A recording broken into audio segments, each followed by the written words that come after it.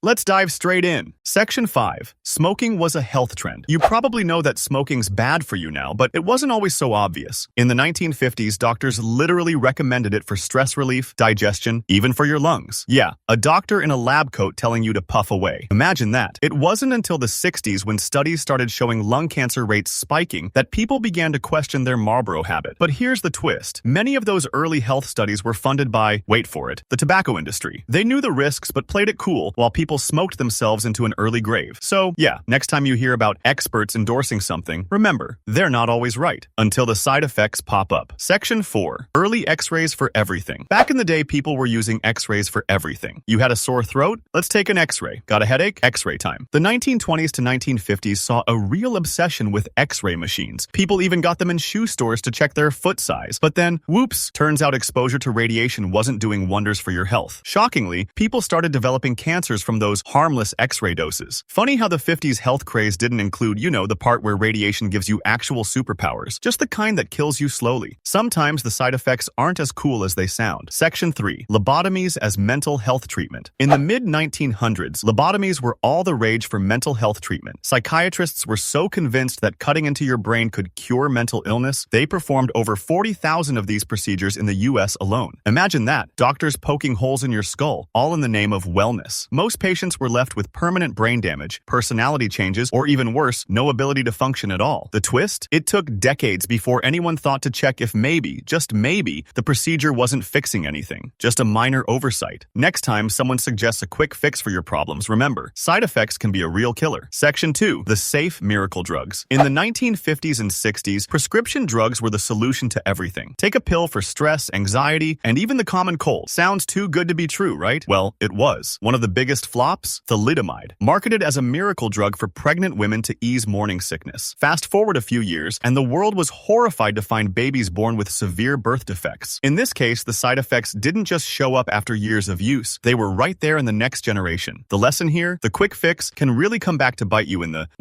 next generation. Section 1. Using mercury for everything. Mercury, the shiny liquid metal, was once so ubiquitous in everyday products that people didn't think twice about it. Thermometers, hats, cosmetics, and even teething powders for babies. Yep, they were all loaded with mercury. But then, cue the ominous music. It started to dawn on people that mercury poisoning wasn't just a conspiracy theory. It was real. After years of exposure, it became clear that mercury was a neurotoxin, causing irreversible brain damage and even death. Funny how people used to walk around wearing mercury-laced hats thinking they were stylish. Sometimes, side effects take a while to show up, but they're pretty memorable when they do. So there you have it. Things that were totally common until the side effects showed up and ruined the fun. You'd think we'd learn, right? But hey, history has a way of repeating itself. If you want more stories about how the world almost killed itself with good intentions, make sure to subscribe. Trust me, there's more where this came from. See you next time.